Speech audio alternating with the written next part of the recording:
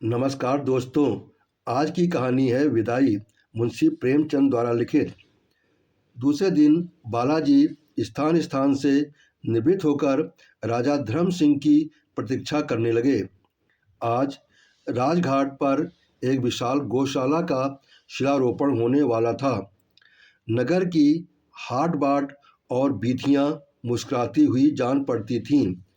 सड़क के दोनों पार्श्व में झंडे और झंडियां लहरा रही थीं।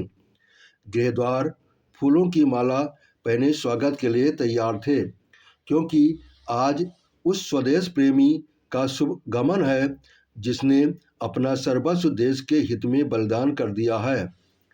हर्ष की देवी अपनी सखी सहेलियों के संग टहल रही थी। वायु झूमती थी, दुख और विषाद का कहीं नाम न था। ठौर ठौर पर बधाइयाँ बज रही थीं।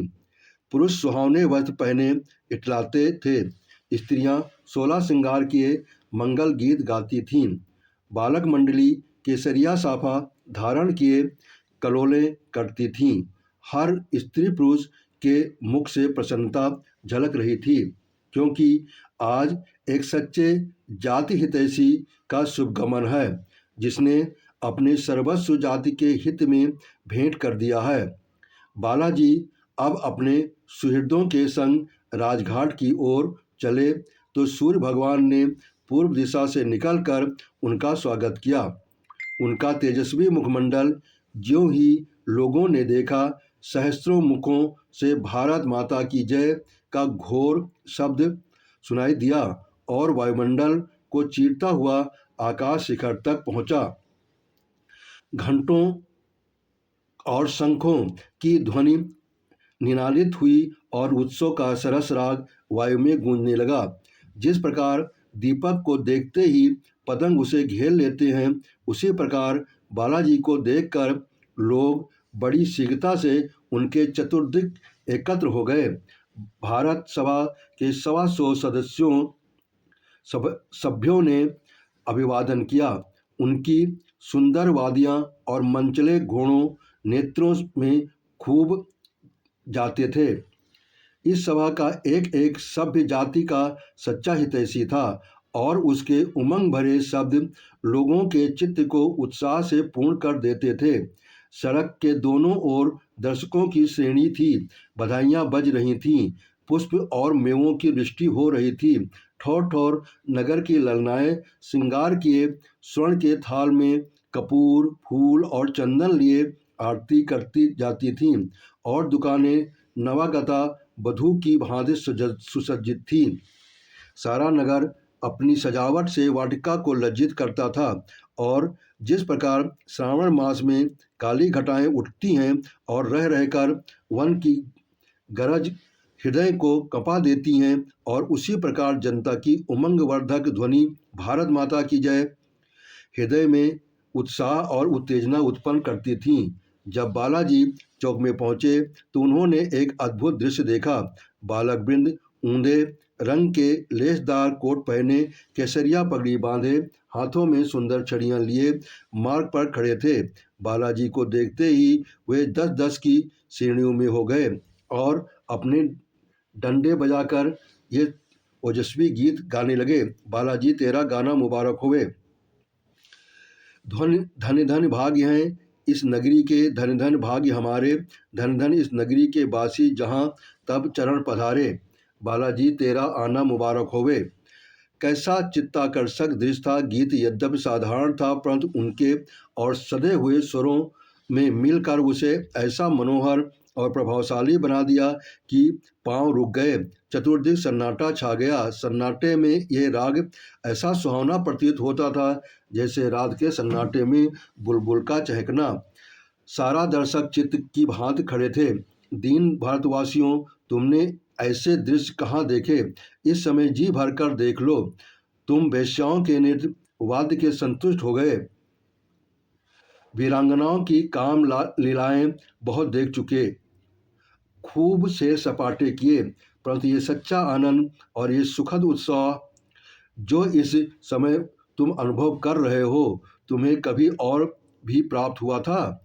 मनमोहिनी वेश्याओं के संगीत और सुंदरियों का काम कौतुक तुम्हारी वैश्विक इच्छाओं को उत्तेजित करते हैं, किंतु तुम्हारे उत्साहों को और निर्बल बना देते हैं, और ऐसे दृश्य तुम्हारे हृदयों में जातीयता और जाति अभिमान का संचार करते हैं। यदि तुमने अपने जीवन में एक बार भी ये दृश्य देखा है, तो उसका पवित्र चिन्ह तुम्हारे हृदय में कभी नहीं मिटेगा। बालाजी का दिव्य मुखमंडल आत्मिक आनंद की ज्योति से प्रकाशित था और नेत्रों से जात्याभिमान की किरणें निकल रही थीं।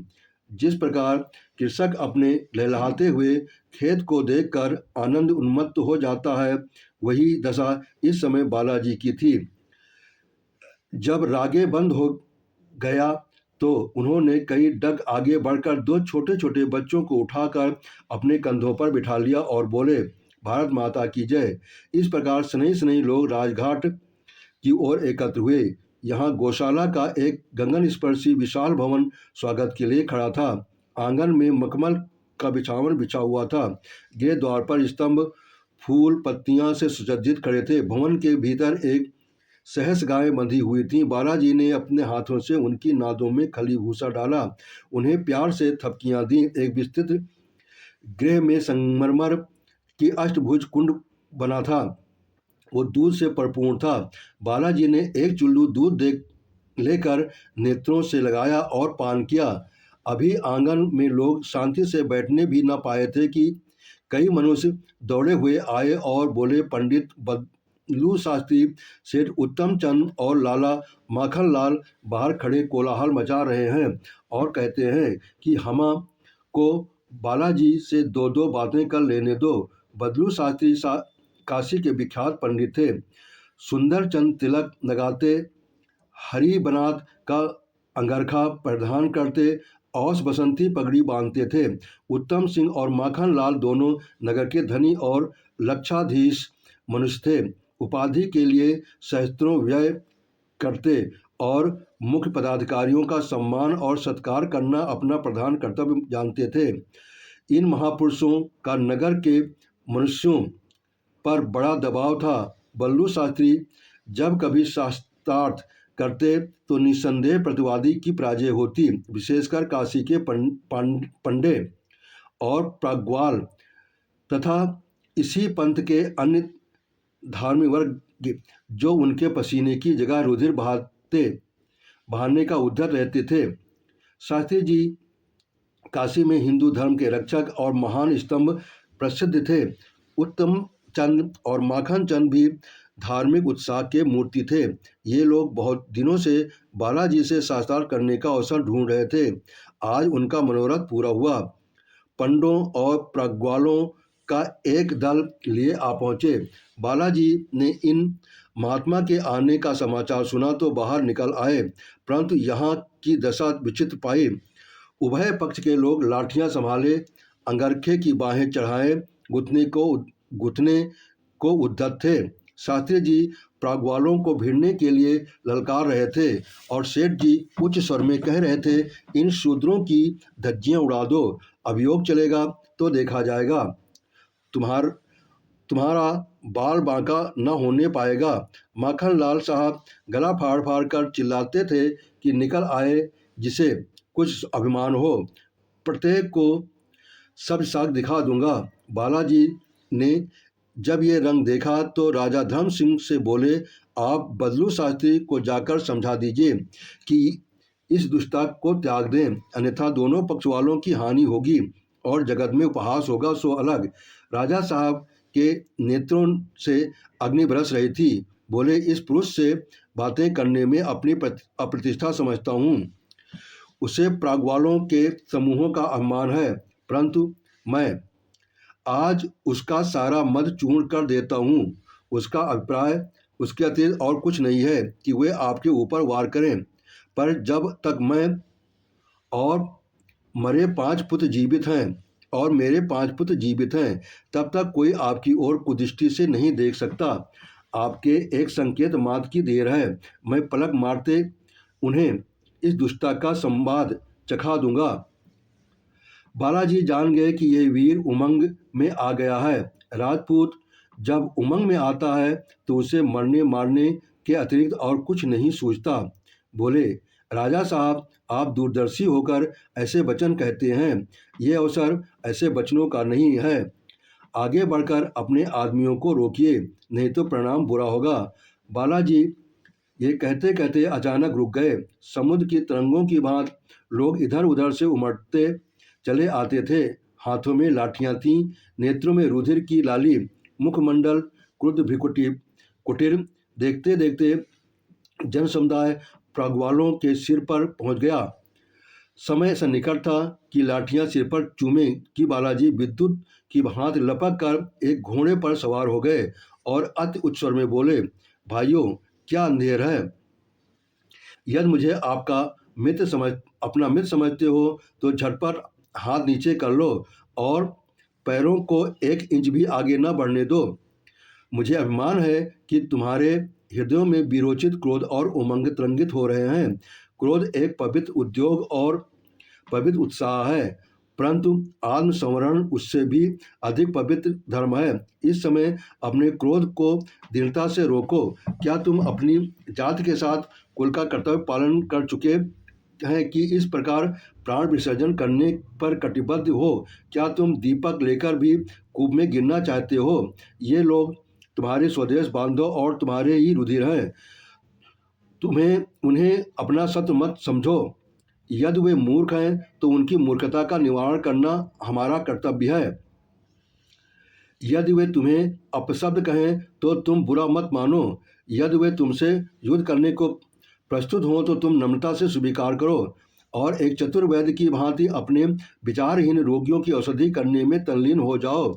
मेरी इस आशा के प्रतिकूल यदि तुमने किसी ने हाथ उठाया तो वो जात का शत्रु होगा। इस समुचित शब्दों से चतुर्दिक शांति छा गई। जो जहाँ था वो वहीं चित्रलिखित सा हो गया। इस मनुष्य के शब्दों का कहाँ का प्रभाव भरा था, जिसने 50 सहस्त्र मनुष्यों के उमड़ते हुए उद्वेग को इस प्रकार शीतल कर दिया, जिस प्रकार कोई चतुर सारथी दुष्ट घोड़ों को रोक लेता है। और ये शक्ति उसे किसने दी थी? न उसके सिर पर राजमुकुट था, न किसी सेना का नायक था। वो केवल उस पवित्र और निस्वार्थ जाति सेवा का प्रताप था जो उसने की थी। स्वजाति सेवा के मान और प्रतिष्ठा का कारण वे बलिदान होते हैं और जो वो अपने जात के लिए करता है। पंडों और प्रगवालों ने बालाजी का प्रतापवान रूप देखा और स्वर सुना तो उनका क्रोध शांत हो गया। जिस प्रकार सूर्य के निकलने से कोहरा छा जाता है, उसी प्रकार बालाजी के आने से विरोधियों की सेना तितर बितर हो गई। बहुत से मनुष्य जो उपद्रव के उद्देश्य से आए थे, सदापूर्वक बालाजी के चरणों में मस्तक झुका उनके अनुयायियों के वर्ग में सम्मिलित हो गए। बल्लू शास्त्री ने बहुत चाहा कि वो पंडों के पक्षपात और मुक्तापूर्ण को उत्तेजित करें, पर सफल न हो पाए। उस समय बालाजी ने एक परम प्रभावशाली वक्तृता दी। इसका एक एक शब्द आज तक सुनने वालों के हृदय पर अंकित है और जो भारतवासियों के लिए सदा दीप का काम करेंगी।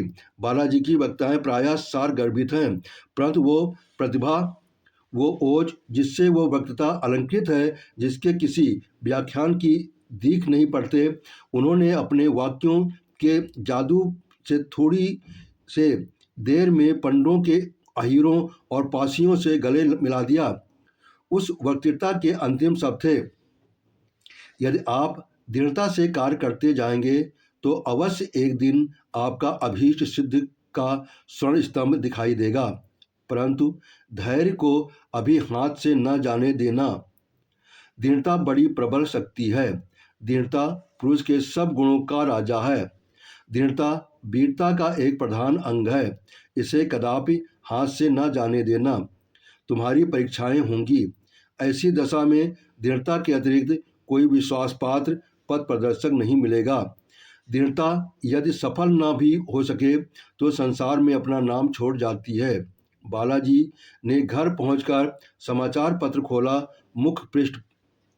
मुख पीला हो गया और सकरुण हृदय से एक ठंडी सांस निकली। धर्म सिंह ने घबराकर पूछा, कुशल तो है? बालाजी सदिया में नदी का बांध फट गया और बस सहस मनुष्य गृहहीन हो गए। धर्म सिंह, ओ हो बालाजी, शास्त्रों मनुष्य प्रवाह सारा नगर भ्रष्ट हो गया, नष्ट हो गया। घरों की छतों पर नावें चल रही हैं, भारत सभा के लोग पहुंच गए हैं और यथाशक्ति लोगों की रक्षा कर रहे हैं, किंतु उनकी संख्या बहुत कम है। धर्म सिंह सजनयन होकर, हे ईश्वर, तू ही इन अनाथों को नाथ हैं। गई 3 घंटे तक निरंतर मूसलाधार पानी बरसता रहा। 16 इंच पानी गिरा। नगर के उत्तरीय भाग में सारा नगर एकत्र है, न रहने की गृह है, न खाने को अन्न। 100 की राशियां लगी हुई हैं। बहुत से लोग भूखे मर जाते हैं। लोगों के विलाप और करुणा कंदन से कलेजा मुंह को आता है। सब उत्पात पीड़ित मनुष्य बालाजी को बुलाने की रट लगा रहे हैं। उनका विचार यह है कि मेरे पहुंचने से उनके दुख दूर हो जाएंगे। कुछ काल तक बालाजी ध्यान में मग्न रहे, तत्पश्चात बोले, मेरा जाना आवश्यक है, मैं तुरंत जाऊंगा। आप सदियों की भारत सभा को तार दे दीजिए कि वह इस कार्य के में मेरी सहायता को उद्यत रहे। राजा साहब ने सविनय निवेदन किया, आज्ञा हो तो मैं बोल चलूं। बालाजी, मैं पहुंचकर आपको सूचना दूंगा। मेरे विचार से आपके जाने की कोई आवश्यकता न होगी। धर्म सिंह, उत्तम होता कि आप प्रातः काल ही जाते। बालाजी, नहीं, मुझे यहाँ एक क्षण भी ठहरना कठिन जान पड़ता है। अभी मुझे यहाँ वहाँ तक पहुँचने में कई दिन लगेंगे। पल भर में नगर में समाचार फैल गए कि सदियों में बाढ़ आ गई और बालाजी इस समय वहाँ आ रहे हैं। ये सुनते ही सहस्त्रों मनुष्य बालाजी को पहुँचाने के लिए निकल पड़े। 9 बजते बजते द्वार पर 25 सहस्र मनुष्य के समुदाय एकत्र हो गया। सदिया की दुर्घटना प्रत्येक मनुष्य के मुख पर थी। लोग उस आपत्ति पीड़ित मनुष्य की दशा पर सहानुभूति और चिंता प्रकाशित कर रहे थे। सैकड़ों मनुष्य बालाजी के संग जाने को कटिबद्ध थे। सदिया वालों की सहायता के लिए एक फंड खोलने का परामर्श होने लगा। उधर धर्म सिंह के अंतःपुर में नगर की मुख्य प्रतिष्ठित स्त्रियों ने आज सुबामा को धन्यवाद देने के लिए एक सभा एकत्रित की थी। उस उच्च प्रसाद का एक एक कोना स्त्रियों से भरा हुआ था। प्रथम ब्रिजरानी ने कई स्त्रियों के साथ एक मंगलमय सुहावना गीत गाया। उसके पीछे सब स्त्रियां मंडल बांधकर गाते बजाते आरती की थाल लिए सुदामा के गृह पर आईं। सेवती और चंदा अतिथि सत्कार करने के लिए पहले ही से प्रस्तुत थीं। सुदामा प्रत्येक महिला के गले मिली और उसे आशीर्वाद दिया, और तुम्हारे अंक में भी ऐसे ही सपूत बच्चे खेले। फिर रानी जी ने उसकी आरती की और गाना होने लगा। आज माधवी का मुखमंडल पुष्प की भांति खिला हुआ था, मात्र वो उदास और चिंतित न थी। आशाएं विष की गांठ हैं। वही आशाओं ने उसे कल रुलाया था, किंतु आज उसका चित्र उन आशाओं से रिक्त हो गया है। आज मुखमंडल पर दिव्य और नेत्र विकसित हैं। निराशा रहकर उन देवी की आयु काट दी, परंतु आशापूर्ण रहकर उससे एक दिन भी दुख न सहा गया।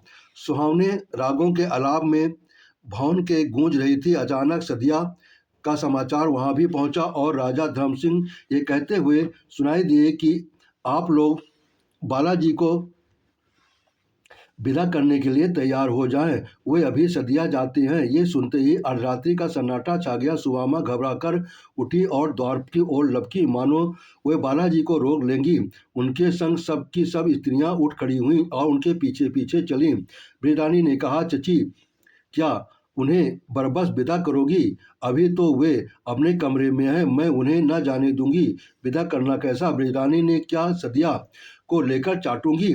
भाड़ में जाए, मैं भी तो कोई हूँ, मेरा भी तो उन पर कोई अधिकार है। ब्रिजरानी, तुम्हें मेरी शपथ, इस समय ऐसी बातें न करना। सहस्त्रों मनुष्य केवल उनके भरोसे पर जी रहे हैं। ये न जाएंगे तो प्रलय हो जाएगी। माता की ममता ने मनुष्यत्व और जातित्व को दबा लिया था, परंतु रानी ने समझा बुझाकर उसे रोक लिया। सुदामा इस घटना को स्मरण करके सर्वदा पछताया करती थी। उसे आश्चर्य होता था कि मैं आपसे बाहर क्यों गई। रानी जी ने पूछा, वृद्धजन, बालाजी को कौन जयमाल पहनाएगा? वृद्धजन, आप। और तुम क्या करोगी? मैं उसके माथे पर तिलक लगाऊंगी। माधवी कहाँ है? धीरे से वृद्धजन, धीरे से, वो उन छेड़ों बेचार और अगले मग्न है। सुदामा को देखा तो निकट उन्हें उठाकर हृदय से लगाया। कुछ कहना चाहती थी, परंतु ममता से मुख न खोल सकी। रानी जी फूलों की जयमाल लेकर चली कि कंठ उनके कंठ में डाल दूं, किंतु चरण थर्राए और आगे न बढ़ सकी। वृद्ध रानी चंदन का थाल लेकर चली, परंतु नेत्र श्रावण धन की भांति बरसने लगे। तब माधो चली। उसके नेत्र भी प्रेम की झलक थी और मुंह पर प्रेम की लाली, अधरों पर मोहिनी मुस्कान झलक रही थी और मन प्रेमोन्माद से मग्न था। उसने बालाजी की ओर ऐसी चितवन से देखा जो अपार प्रेम से भरी हुई। तब से नीचा करके फूलों की माला उनके गले में डाली, ललाट पर चंदन का तिलक लगाया। लोक संस्कार की न्यूनता वो भी पूरी हो गई। इस प्रकार बालाजी ने गंभीर सांस ली। उन्हें प्रतीत हुआ कि मैं अपार प्रेम के समुद्र में बहा जा रहा हूँ। धैर्य का लंगर उठ गया और उसे मनुष्य की भांति से अकस्मात जल से फिसल पड़ा हो। उन्होंने माधवी की बाँह पकड़ ली, परंतु हाँ, जिस तिनके का उन्होंने सहारा लिया वो स्वयं प्रेम की धार में तीव्र गति से बहा जा रहा था। उसका हाथ पकड़ते ही माधवी के रोम रोम में बिजली दौड़ गई, शरीर में श्वेत बिंदु झलकने लगे और जिस प्रकार वायु के झोंके से पुष्पदल पर पड़े हुए ओस के जलकण पृथ्वी की ओर गिर जाते हैं, उसी प्रकार माधवी के नेत्रों से अश्रु के बिंदु बालाजी के हाथ पर टपक पड़े। प्रेम के मोती थे जो उन मतवाली आंखों ने बालाजी को भेंट किए। आज से ये आंखें फिर न रोएंगी। आकाश पर तारे छिटके हुए थे और उनकी आड़ में बैठी हुई थी स्त्रियां यह दृश्य देख रही थीं। आज प्रातःकाल बालाजी के स्वागत में ये गीत गाया गया। इस गीत के, बालाजी तेरा आना मुबारक होए। आना भी मुबारक होता और जाना भी मुबारक होगा। आपने ये कहानी सुनी, इसके लिए बहुत बहुत धन्यवाद और इसको सब्सक्राइब किया, इसके लिए बहुत बहुत आभार।